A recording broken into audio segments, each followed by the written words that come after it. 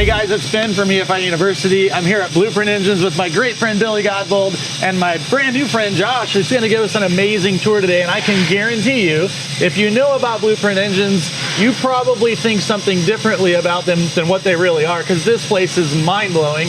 And Josh is going to show us around. I promise you don't want to miss this. Yeah, so I'm really excited to tell you guys about our CNC machining. And the way that our program works for us now is we start with a block that's made in Germany. It's cast specifically for us on our tooling to our specification. And that's something not a lot of people know about us, but over the last couple of years, that's really become the pride of the engines that we make. So this foundry is the same like OEM level quality that a lot of the big name... Exactly, yeah. They're making blocks all over the OE world, both in the US and internationally. They've got a lot of capability, and we've been really fortunate to be able to get in on the ground floor with them and control the supply of our blocks, which hasn't always been the case. I think there's a lot of sentiment in the industry that sometimes cost is reflective of quality, but you guys didn't really take that path. You know, I think there's this kind of sentiment that, oh, they must be just shipping all their stuff from China, but it's really not that at all. You went for quality first. Absolutely. And then used the scale to get the economic part down. That's really impressive. Yeah, so, you know, and give Norris Marshall, our CEO, and a lot of credit. He had the foresight to see that this was going to be a game changer for us. So before people were willing to put that much money into tooling, he saw that we were going to need it.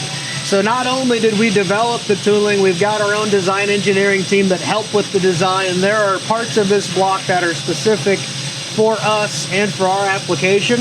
But then they also looked at the grades of the material and made sure that everything we thought we were going to do with an engine, whether it's naturally aspirated or it's got a power added to it, it would be able to withstand that. So yeah, when you talk about the cost of the block, we really tried to think for the long term and design that into the block from the beginning. Which is way different than the typical aftermarket approach where somebody takes a block and goes, here, copy this, make it cheaper for me. Right. You said, how do we make it as good as it can be? Yeah, it ended up being exactly what we wanted. So whether it's a small block style block, a small block Ford derivative style block, or an LS style block, you'll find our footprint and our DNA through the entire design, which makes it unique for us, and it allows us to use it across a lot of different applications. It's kind of cool. So you know when you're getting a BluePrint block, you're getting a BluePrint block, yep. not a warmed over, rehashed, you know, junkyard block that's been renewed. Exactly. Yeah, and if you look at the blocks when they come out, our name's all over it. We got the tooling,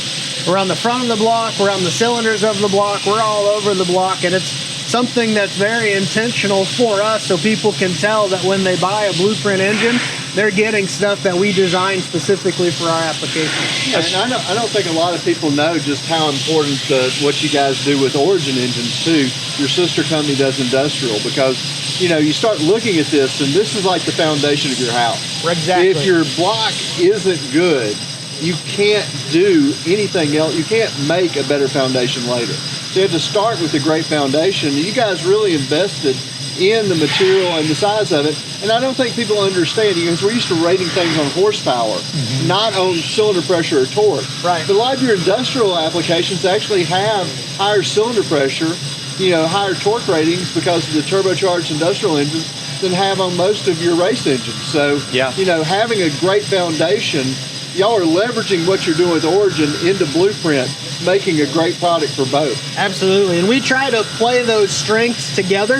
If we learn something in one application, we're applying it to the other product line. So when we started on the industrial side, even in the way that we assembled engines to how we machine, like we look at it specific for the block.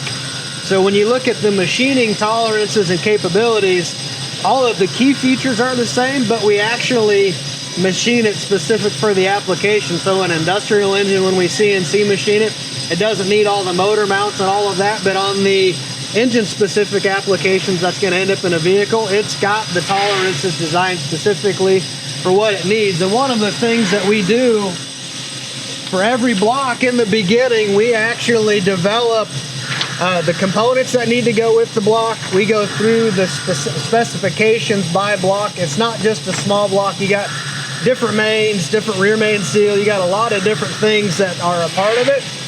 So as soon as this block gets started, we will be tracking the history and the DNA of that block, from the operator that signed off on it that says the inspection is done to the date that it was completed. We keep track of all of that because that's how important the quality of the block and the machining is to us. Yeah, and so ending up with a really high quality piece goes way beyond starting at the foundry and saying, make sure we get the right material, make sure our design is ours, but now you got to get them here. Yep. And you got to keep track of them, and you got to machine them, and that's got to be a giant task in itself. So yeah, walk us through some of your machining capabilities, how you take care of these blocks. So we've got, 5 different ops. It's broke down in the life of the block. We start off with the rough machining pass, and that gets everything kind of squared up so you can locate in the fixture for the rest of the machining. So ops 1 and 2 are primarily roughing operations to kind of set the stage, and ops 3 through 5, we're going through and finishing the block to make sure that everything is down as close as it can be to the spec, so when we get to the final machining at a line hone and cylinder hone and things like that, we're removing exactly what we need. We got that dialed into that final spec. That's cool. Now, being a granddad, and a little bit of the, recovering CNC machinist, I know better to ask this, but like, how many tools can you put in this Makino behind you? Yeah, so if you look behind us here, it's hundreds. Yeah. And they've got different applications, and we've gone right up to the edge of, over 300 tools roughly being available for the capability of the machine. And so that tooling is set specific for those blocks. And some of the improvements we've made, guys, is we looked at it and said, this is how long these multi-tools are taking us, and we've worked to get designs where you can do a lot more in one pass, and having the capability to have that tooling is really important. And then we also use a laser tool setter to go in to make sure that when we set that tooling in place, that it's precise. And then I saw some in-process gauging where not only that you got the specific tool you want, and then you're measuring what they're coming out to know when to change tools to go to your net, to go, when does this tool need to be changed too, right? Absolutely. And all that comes right out on your software. Yeah, so we've got the capability to monitor how the machines are running. We can monitor tool life. We can look at how that block is running inside the machine, and it can be accessed remotely. So we've got the ability to support it 24 hours a day. But probably when you go to start something like this up that I didn't know about as much, once you get the machines leveled and set in place and you're cutting chips, like you're just getting started, then you go through and you have to go through and map the grid to be able to get to all of the precise points. So when you set that program and say, this is what we're gonna machine, it's going in and it's got it on a grid where it's controlled with numbers that you can see and dial in. And then after you do that, you put it on the CMM to make sure we got exactly what we thought we were going to get off the machine. And we take that development so seriously. We've had new equipment sit around for a couple of days or even weeks to make sure that everything was right on the CMM before we fired up serial production. That's rad. Very cool. Thanks again for watching our behind-the-scenes look at the CNC department here at BluePrint Engines. If you liked what you saw and our behind-the-scenes technical videos, please like, subscribe, and turn on notifications to view more of our content and our operations. We'll see you in the next one.